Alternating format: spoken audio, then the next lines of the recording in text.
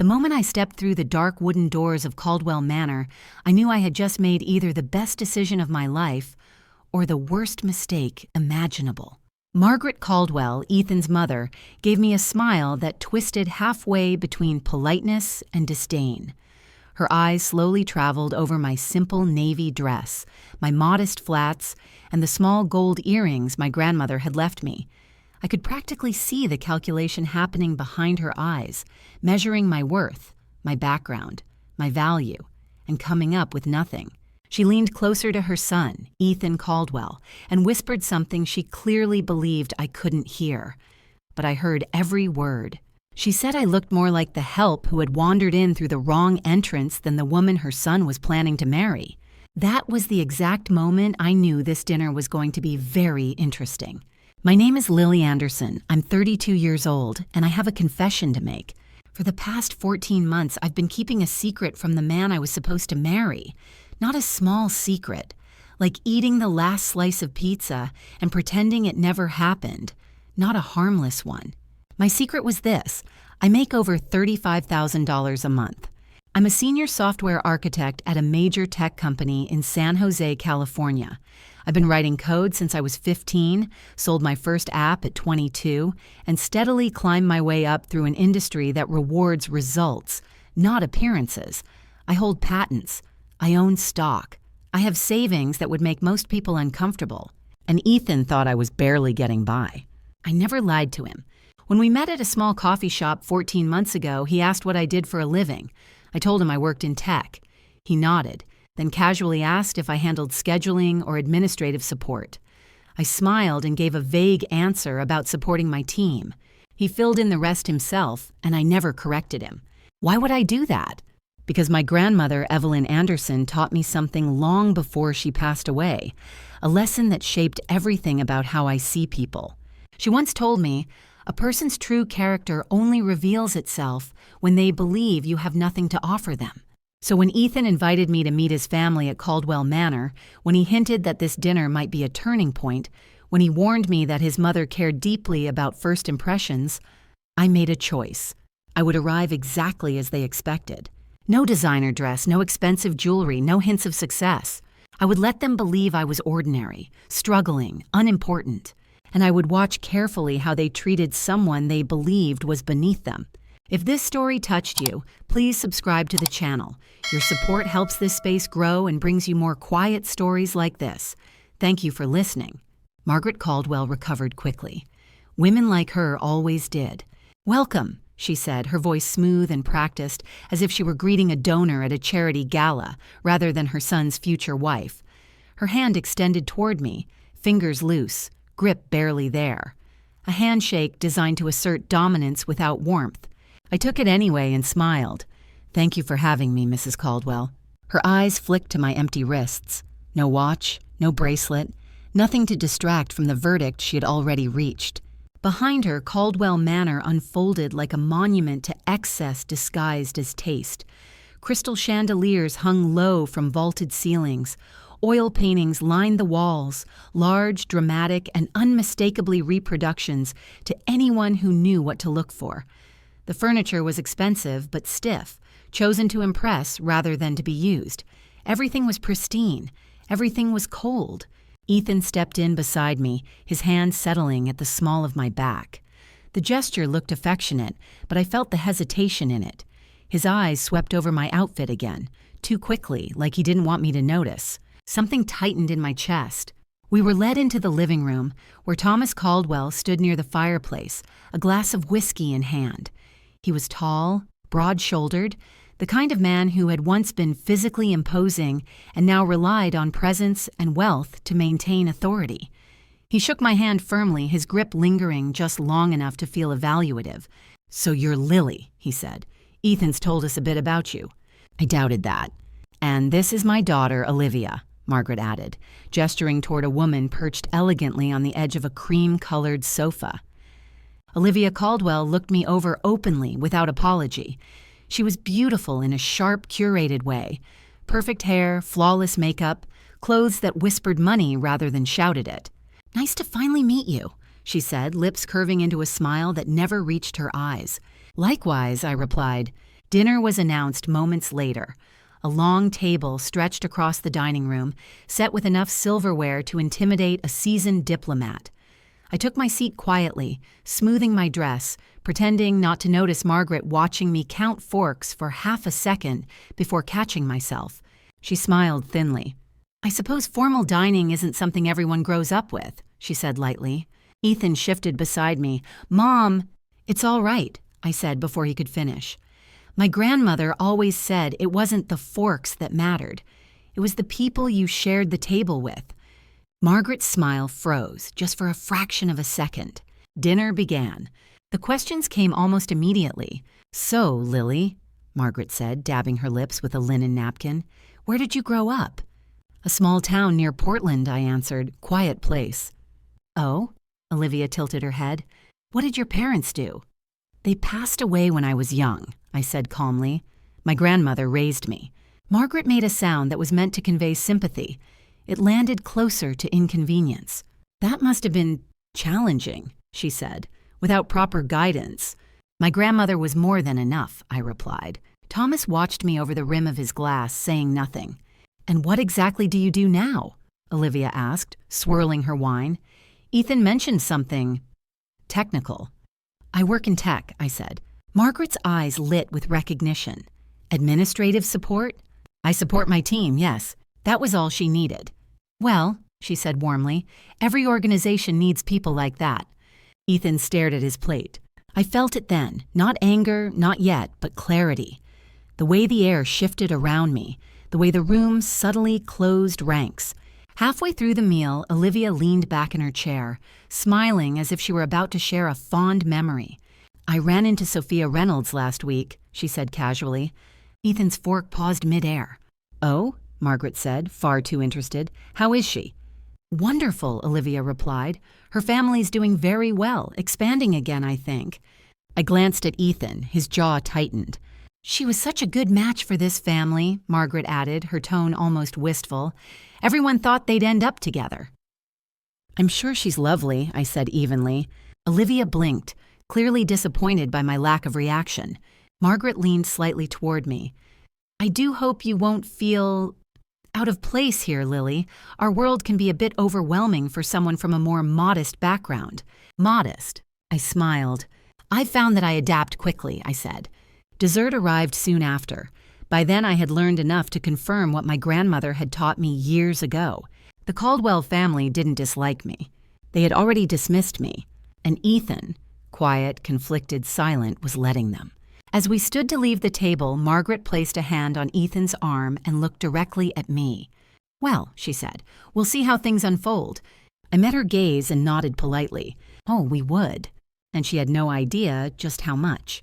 Coffee was served in the sitting room.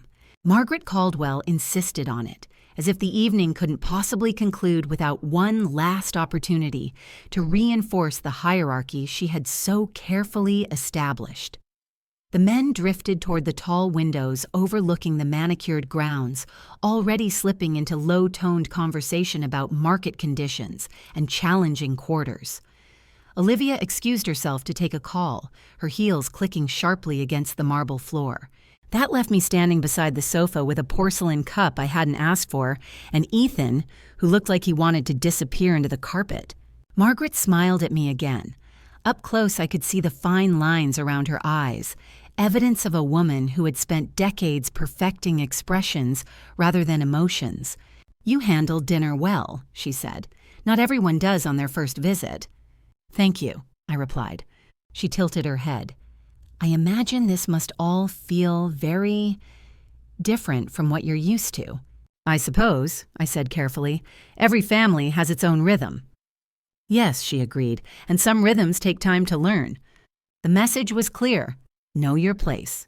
Before I could respond, Thomas Caldwell cleared his throat loudly, drawing Ethan into a discussion that seemed urgent enough to pull him several steps away from me.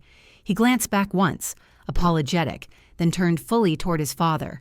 I was alone, or so I thought. "I was wondering when you'd notice."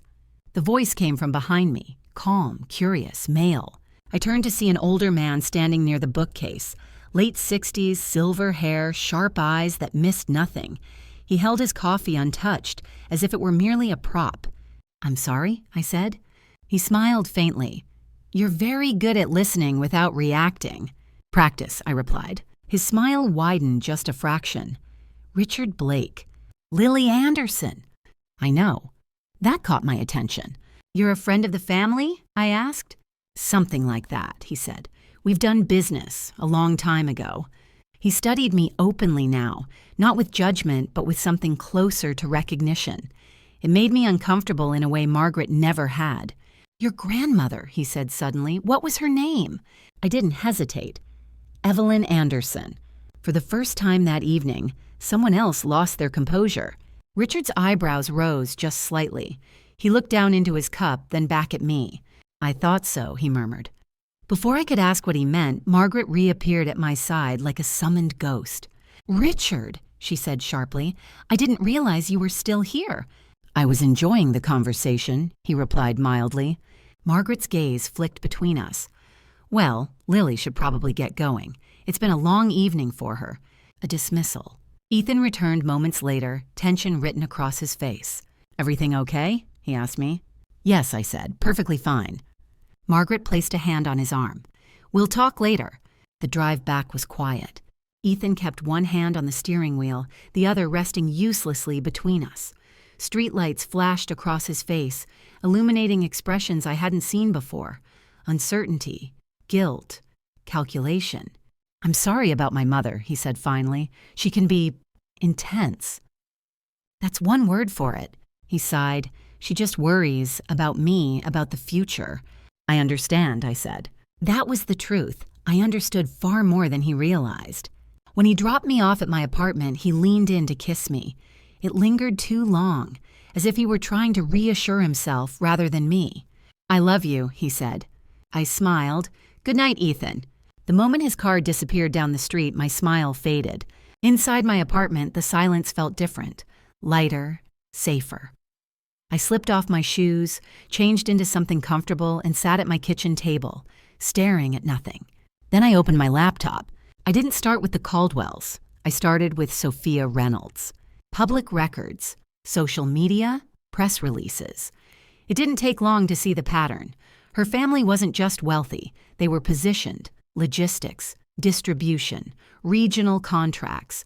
Then I looked at Caldwell Automotive Group. What I found didn't surprise me. Overexpansion, debt stacked neatly behind polished branding, a franchise agreement coming up for renewal far sooner than their confidence suggested. Interesting.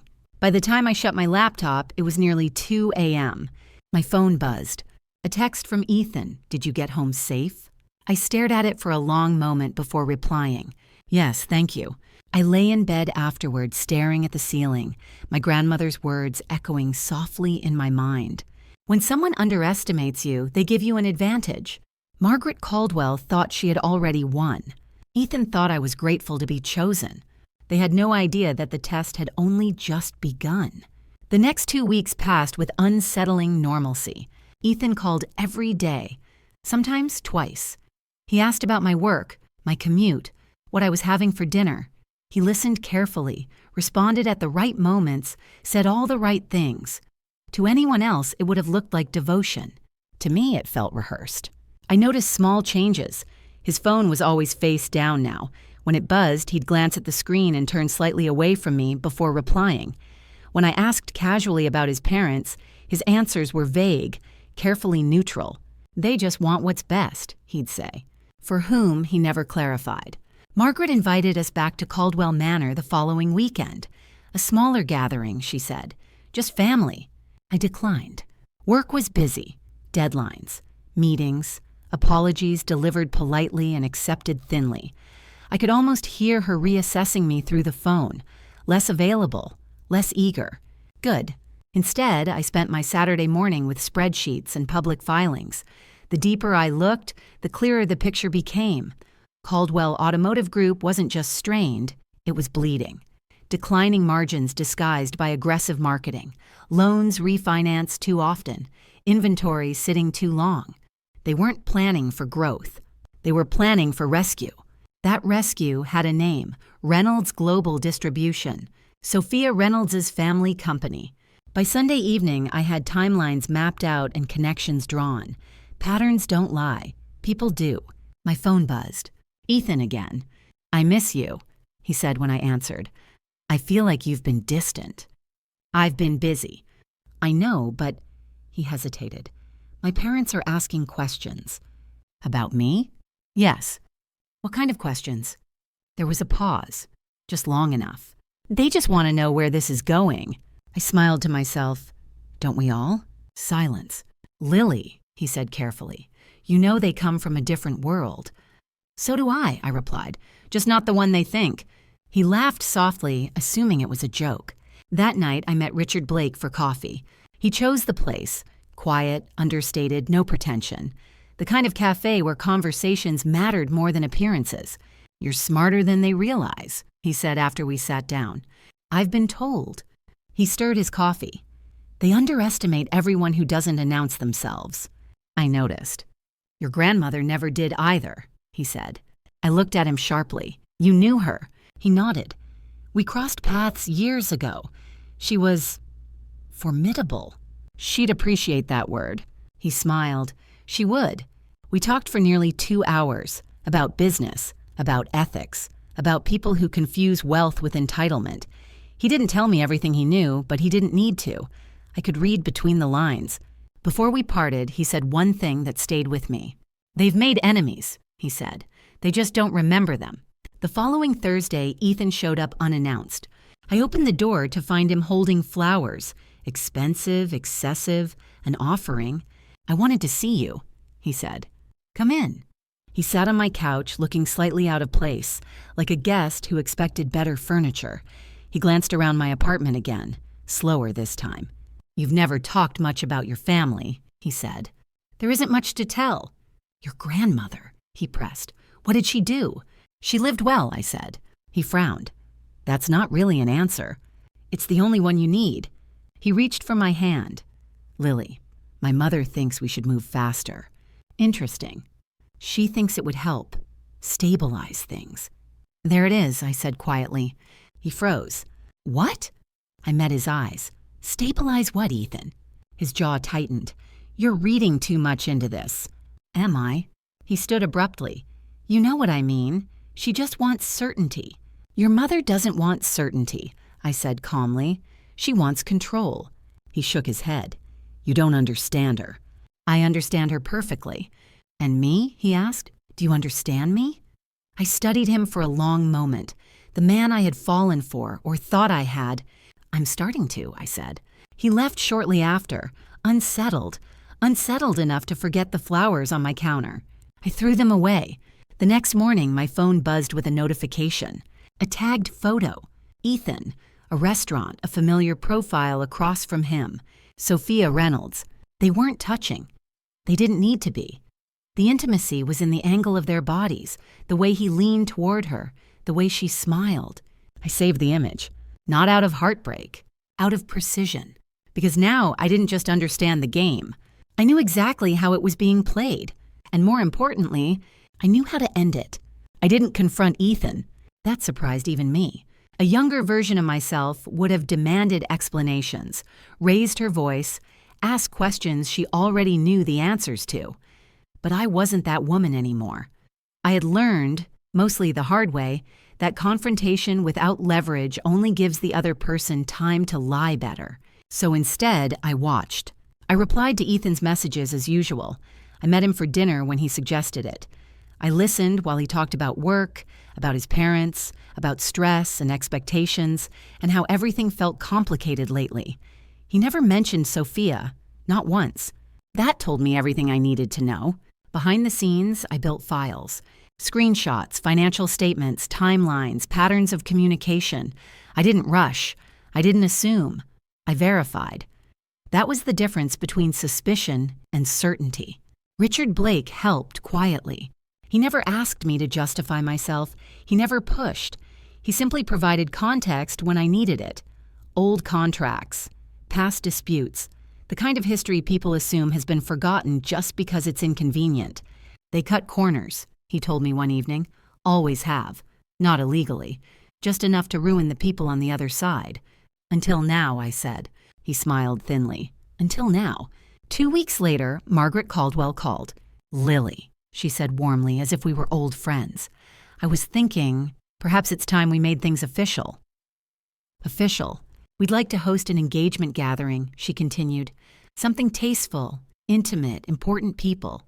I see. It would mean a great deal to Ethan, she added. Of course it would. Let me think about it, I said. There was a pause, not the kind she intended. I do hope you understand how these things work, she said carefully. Timing matters. I understand timing very well, I replied. I said yes the next day. The engagement party was scheduled for 3 weeks later at Caldwell Manor. The invitations went out quickly. Too quickly. Industry leaders, financial partners, people who could either stabilize or destroy the Caldwell name. Margaret wasn't celebrating love. She was consolidating power. The weeks leading up to the party were an exercise in performance. I played my role flawlessly. I listened to Margaret's passive-aggressive comments and smiled. I endured Olivia's thinly veiled insults and nodded politely. I let Ethan hold my hand in public while his phone buzzed silently in his pocket. I noticed everything. The guarded conversations that stopped when I entered a room, the sudden urgency in Thomas Caldwell's business calls, the tension in Ethan's voice when his mother was mentioned. They were running out of time. 3 nights before the party, I gave Ethan a chance. We sat in his apartment reviewing details Margaret had sent, seating arrangements, guest lists, speeches. He looked tired, worn. Are you happy? I asked suddenly. He blinked. Of course I am. Is there anything you want to tell me? His eyes flicked away just for a second. Long enough. No, he said. Why? I nodded. All right. That was his final answer. The night of the engagement party arrived dressed in chandeliers and white tents. I drove my old car. On purpose. Valets glanced at each other as I stepped out, confusion flickering across their faces. I handed over my keys with a polite smile and walked toward the lights. Halfway there, I stopped. Not because I was nervous, because it was time. I went back to my car, opened the trunk, and retrieved a garment bag. Inside was the dress I had never worn for Ethan. Emerald silk, custom fit, understated but unmistakable. I changed in the back seat. When I stepped out again, the night felt different. Heads turned. Whispers followed. By the time I reached the main tent, the narrative had already begun to crack. I moved slowly, deliberately, letting people see me before they recognized me. I greeted strangers with calm confidence. I spoke easily, precisely. Names were exchanged. Eyes widened. When I mentioned my last name, Anderson, a few paused. When I mentioned my grandmother, Evelyn Anderson, more than a few froze. Recognition spread faster than panic. I found Margaret near the center of the tent. She was laughing, radiant, convinced she was in control, until she saw me. Her smile faltered. Her eyes scanned me. My dress, my posture, my jewelry, and for the first time since we met, she looked uncertain. Lily, she said. Yes, I replied gently. Isn't this lovely? She opened her mouth to speak, closed it, tried again. I didn't realize. No, I said. You didn't. Ethan appeared behind her moments later. The look on his face was something between awe and fear. Lily, he said quietly. What's going on? I met his gaze and smiled. Nothing, I said. Not yet. And somewhere deep inside Caldwell Manor, something finally began to break. Ethan stood very still. I could see it in the way his shoulders locked, the way his breath shortened just slightly. He was trying to reconcile 2 versions of me, the woman he thought he knew, and the one standing in front of him now. The gap between those 2 realities was widening too fast for him to close. Can we talk? He asked quietly. Later, I said, just as quietly. We're hosting. Hosting. The word landed harder than I intended. Margaret recovered first. She always did. Everyone, she said brightly, clapping her hands once, sharp and practiced. If you'll excuse me for a moment. She reached for my arm. Her grip was firmer than before. We need a word, she said through her smile. I allowed her to guide me a few steps away toward a cluster of flowers that offered the illusion of privacy. What is this? She asked under her breath. The dress. The performance. There's no performance, I said calmly. This is me. She laughed softly, too softly. Don't be absurd. Ethan told me. Ethan assumed, I corrected. You confirmed. Her eyes narrowed. You misled us. I answered the questions you asked, I said. Nothing more. This is not appropriate, she snapped. Tonight is important. I agree. She searched my face looking for uncertainty. She didn't find it. Across the tent, conversations had shifted. I could feel it. Heads leaning together, phones discreetly checked, names quietly verified. Margaret followed my gaze and stiffened. What have you told them? She demanded. Only the truth, I replied. She straightened, composure snapping back into place like armor. Then we'll handle this after the speeches. After, of course. She turned away, already moving toward the stage. Ethan found me again minutes later, his voice tight. People are asking questions. They always do. About you. As they should. He ran a hand through his hair. Why didn't you tell me? I did, I said. You just didn't listen. That's not fair, isn't it? Before he could answer, the lights dimmed slightly. A hush rolled through the tent as Thomas Caldwell stepped onto the stage, microphone in hand. He spoke about family, about legacy, about partnerships. Words chosen carefully, polished smooth over years of repetition. Margaret stood beside him, smiling, nodding, already setting the tone for what was supposed to follow. I watched the crowd instead. Richard Blake had arrived. I caught his eye near the edge of the tent. He gave me a single, almost imperceptible nod. Ready, Thomas finished. Applause followed, polite and measured. Margaret stepped forward. She spoke about love, about welcoming me into their family, about the future. She gestured for Ethan. He joined her, visibly shaken now. And now, Margaret said, I'd like to invite Lily to say a few words. The silence that followed was absolute. Every eye turned to me. I felt it then, not fear, not doubt, but something steadier, resolution. I stepped onto the stage. Ethan reached for my hand. I let him hold it, for the last time. I took the microphone. Thank you, I said, for being here. The crowd leaned in. When I first came to Caldwell Manor, I continued, I made a decision. I decided to let this family meet a version of me that felt comfortable to them. Margaret's smile tightened. I wanted to see how I would be treated if I appeared ordinary, unimpressive, easy to overlook. A murmur rippled through the audience. I learned a great deal. Ethan's grip loosened.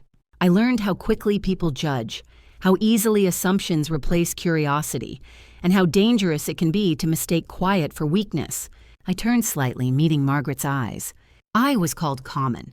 I was compared unfavorably to someone else. I was treated as temporary. Gasps, subtle but unmistakable.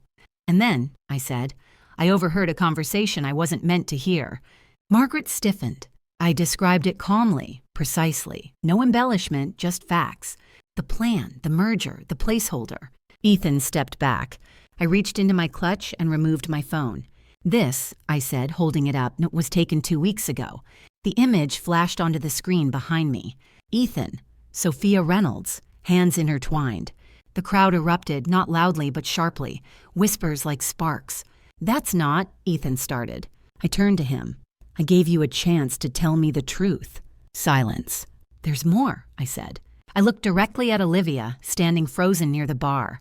Financial records don't lie, I continued, and neither do patterns. Richard stepped forward, folder in hand. I believe this belongs to the manufacturer's representative, he said calmly. Margaret found her voice. This is outrageous. Everything here is documented, I replied. Public, verifiable. I removed the ring from my finger. I will not be marrying Ethan Caldwell. I placed the ring in his palm. This engagement, I said to the crowd, was never about love. I set the microphone down and walked off the stage. Behind me, the Caldwell empire finally began to collapse. I didn't wait to see how they reacted. I walked through the tent as if nothing behind me mattered, my heels steady against the stone path, my spine straight. The crowd parted instinctively. No one reached for me. No one spoke my name. Silence followed me like a shadow. Behind that silence, chaos bloomed. Margaret's voice cut through first, sharp, high, brittle. She was saying something about misunderstandings, about lies, about how appearances could be deceiving. Someone else spoke over her. then another. I heard Thomas's voice, low and strained, trying and failing to restore order. I didn't turn around. Outside the tent, the night air was cool and clean. It felt like breathing for the first time in weeks. I had taken only a few steps when someone called my name. Lily. Richard Blake stood near the fountain, hands in his coat pockets, expression calm but intent. "It's done," he said. "The representative has already made the call." I nodded. "Thank you." He studied me for a moment. "Are you all right?" "Yes," I said honestly. "I am." That seemed to satisfy him. We stood there in silence for a moment, the sound of raised voices drifting faintly from the tent, a performance unraveling. "They thought they could control the narrative," Richard said quietly. "People like that always do." "And they forget," I replied, "that truth doesn't need permission." He smiled. "Your grandmother would have liked you." "I hope so." Inside the tent, things were deteriorating fast. I caught glimpses through the canvas as guests began to leave in clusters, quietly, deliberately, already distancing themselves. Phones were out now, messages being sent, doors closing that would not reopen. The Caldwells' carefully constructed future was dissolving in real time. I retrieved my keys from the valet, who avoided my eyes as he handed them back, confusion still etched across his face. I didn't blame him. Everyone there had come expecting one kind of evening and had witnessed another entirely. As I slid into my car, I allowed myself one final glance. Margaret stood near the center of the tent, still talking, still gesturing, her smile long gone. Olivia was arguing with someone, her husband perhaps, her hands shaking. Thomas sat heavily in a chair, head bowed, a man finally forced to see what he had enabled. And Ethan, he stood alone near the stage, the ring still clutched in his hand.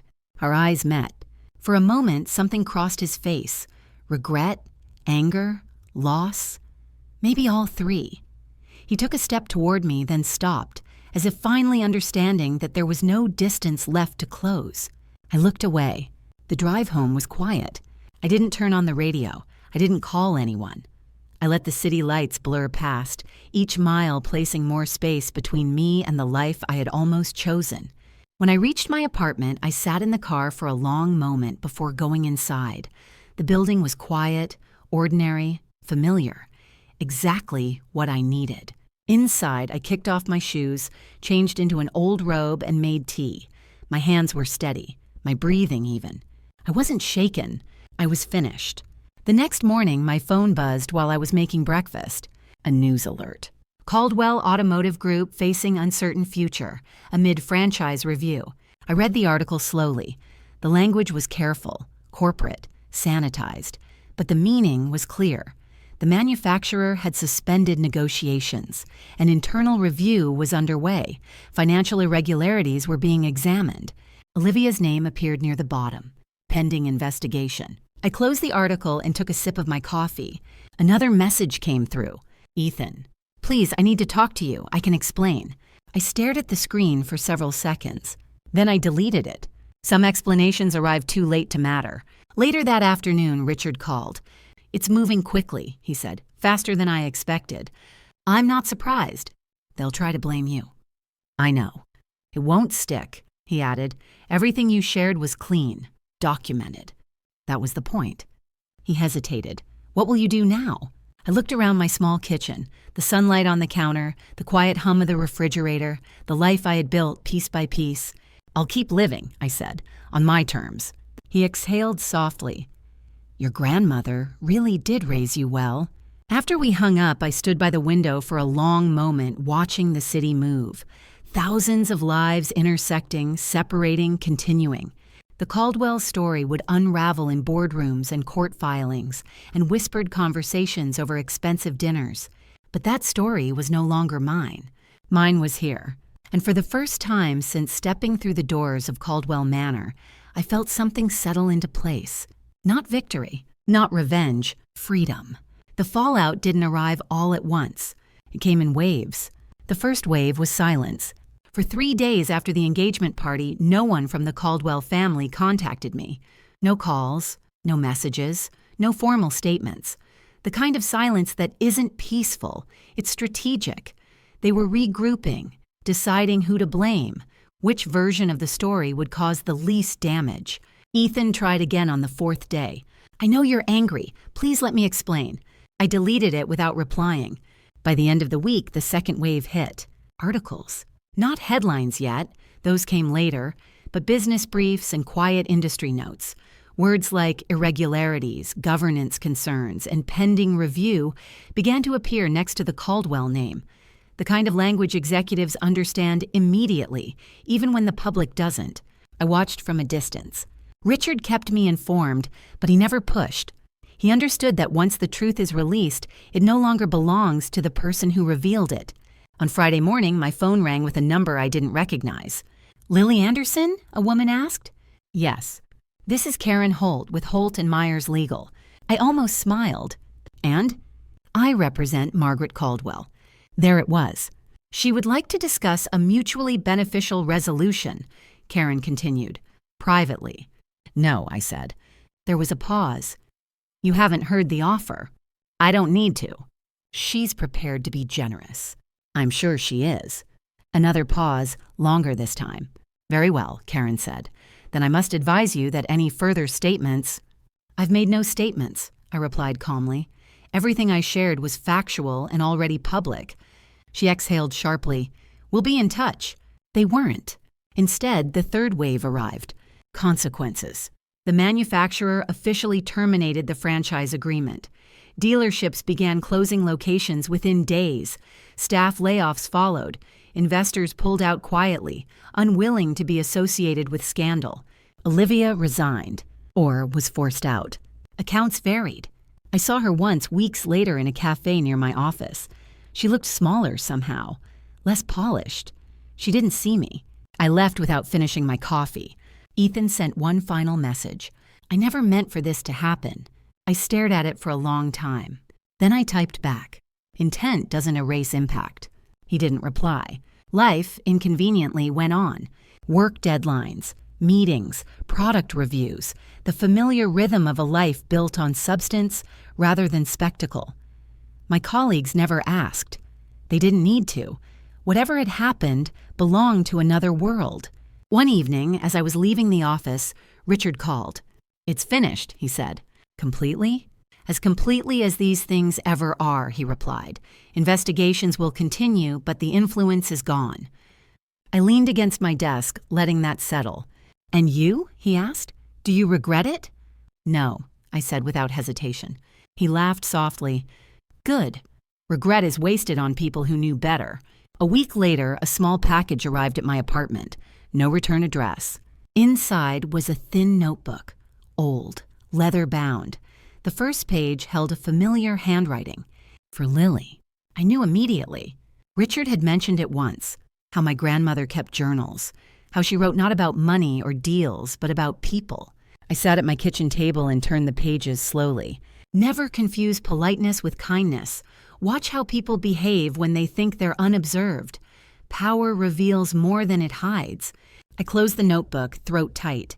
That night, I wore my grandmother's pendant again, not as armor, as reminder. Weeks passed. The Caldwell name faded from conversations, replaced by newer scandals, newer cautionary tales, as always. One morning, while standing in line for coffee, I caught my reflection in the window. No designer dress, no emerald silk, just me. And I realized something that surprised me. I wasn't proud of what I had done. I was at peace with it. Because it hadn't been about proving I was better. It had been about refusing to be smaller. I stepped out into the sunlight, coffee in hand, the city moving around me. My life wasn't dramatic anymore. It was honest. And that, I had learned, was worth more than any mansion, any name, any ring someone could offer. I walked forward without looking back. There was nothing left there for me. The quiet that followed wasn't empty. It was intentional. For the first time in months, my days belonged entirely to me. No undercurrents, no double meanings, no careful calculations about how I was perceived. I woke early, went to work, came home, cooked simple meals, ordinary in the best possible way. That was when the fourth wave arrived. Not scandal, not headlines. Memory. It started with small things. A phrase in a meeting that reminded me of something my grandmother used to say. The way a colleague thanked the intern instead of taking credit. The way someone listened without interrupting. I noticed more now. Perhaps I always had. But before, I had been busy surviving a test I didn't fully realize I was taking. One afternoon, my manager asked me to stay after a product review. "Have you ever considered leading a new division?" she asked.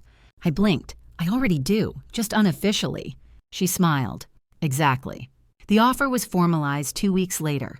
More responsibility, more visibility, more money. I accepted without hesitation. Not because I needed to prove anything, but because I wanted it. That night, I called Richard. "You were right," I told him. "About what?" "Enemies don't always remember each other," I said, "but consequences do." He chuckled. "You sound like your grandmother." "I'm starting to think that was inevitable." He paused. "There's something else you should know." I waited. "Margaret Caldwell tried to secure financing again," he said, quietly. "Different names, different intermediaries." "And?" "No one returned her calls." I closed my eyes briefly. "That's unfortunate." "She built her life on leverage," Richard continued. "When the leverage disappeared, so did the loyalty." We said goodbye shortly after. Our relationship didn't require constant maintenance. It was built on mutual understanding, not obligation. A few days later, I ran into Ethan. Not dramatically, not fatefully, at a grocery store. I was comparing olive oils when I felt someone hesitate beside me. I didn't need to look to know. "Lily," he said. I turned. He looked diminished, not ruined, just stripped of certainty. His clothes were still expensive, but they didn't sit on him the same way. Confidence had weight. He was missing it. "Hi, Ethan," I said calmly. "I didn't think you'd want to see me." "I didn't," I replied honestly, "but here we are." He nodded, accepting that. "I lost my job," he said quietly. "I'm sorry," I said, and I was. Not because I wanted him back, but because I understood loss. "They said restructuring," he added, "but we both know why." "Yes," I said. He swallowed. "I never meant to hurt you." "I know," I replied. "That doesn't change the outcome." He studied me, searching for something. Anger, bitterness, regret. He found none. "You seem different," he said. "I am," I answered. "So are you." There was nothing else to say. We parted in opposite aisles, carrying separate baskets, separate lives. That night, I opened my grandmother's notebook again. One entry caught my eye. "When the test is over, don't carry the classroom with you." I smiled. The following weekend, I drove out of the city. No destination, just space. I stopped at a small coastal town near where I'd grown up, walked along the water, let the wind tangle my hair. No one knew me there. No one cared who I was or what I'd done. It was perfect.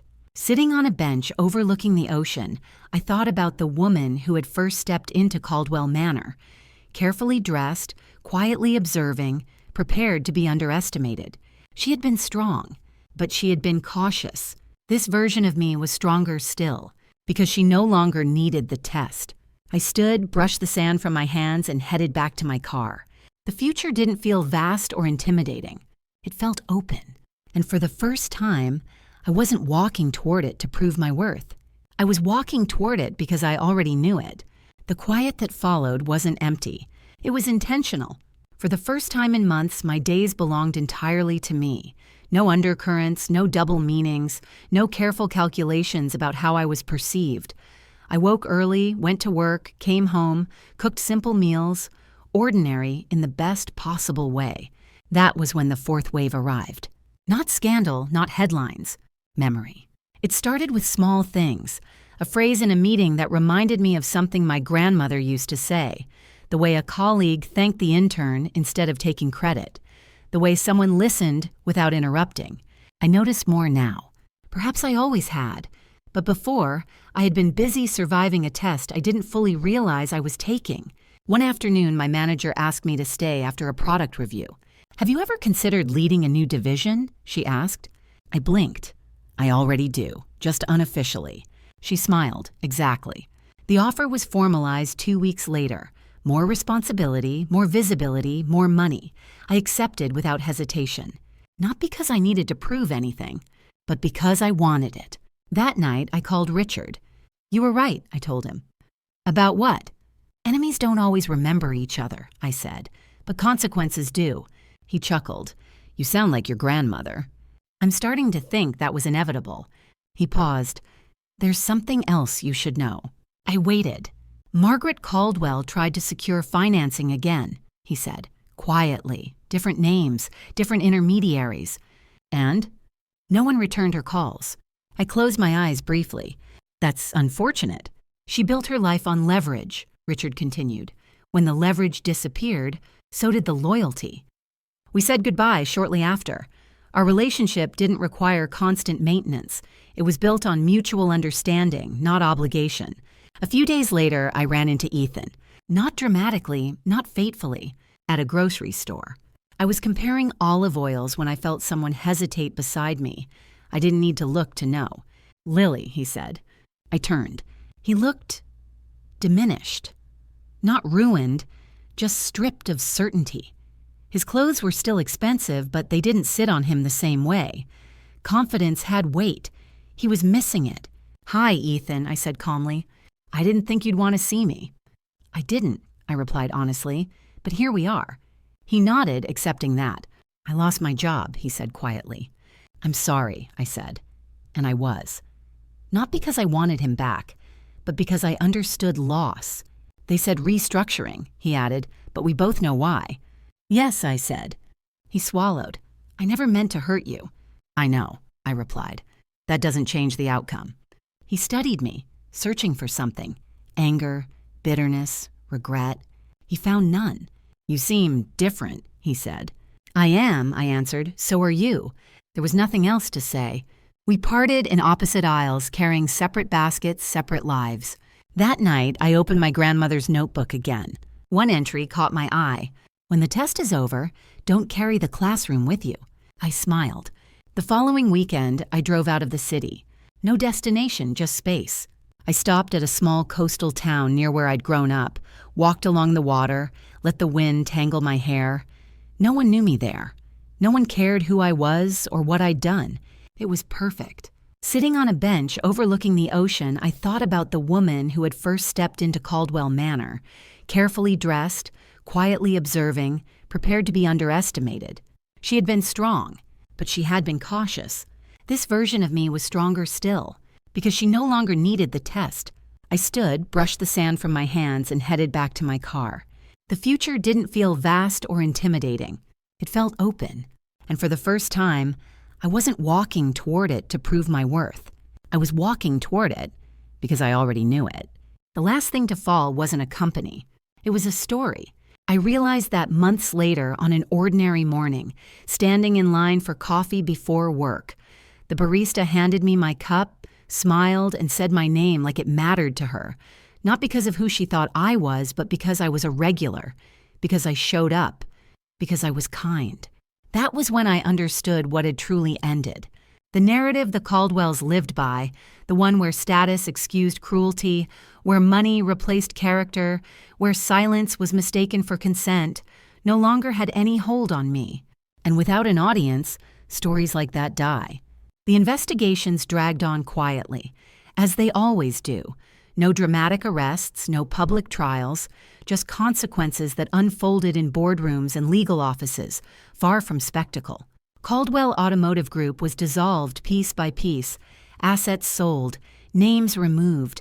Margaret retreated from public life entirely. Olivia relocated, according to a brief mention in a business column I didn't finish reading. Thomas faded into early retirement. Ethan disappeared from my world completely. No more messages, no accidental sightings, no attempts at explanation. That, more than anything else, told me he had finally understood. Not me, himself. Life settled into a new rhythm, one that didn't require vigilance. I led my new division with the same principles my grandmother had taught me. Clarity, fairness, accountability. People noticed. Not because I demanded it, but because consistency has a way of revealing itself. One afternoon, a junior engineer stopped by my office. "I just wanted to say thank you," she said. "You listened. Most people don't." After she left, I sat there for a long moment thinking. That was the legacy I wanted. Not admiration, not fear, not envy. Trust. On the anniversary of my grandmother's passing, I took the day off. I drove to the small cemetery where she was buried, carrying no flowers, just her notebook. I sat on the grass and read the last entry.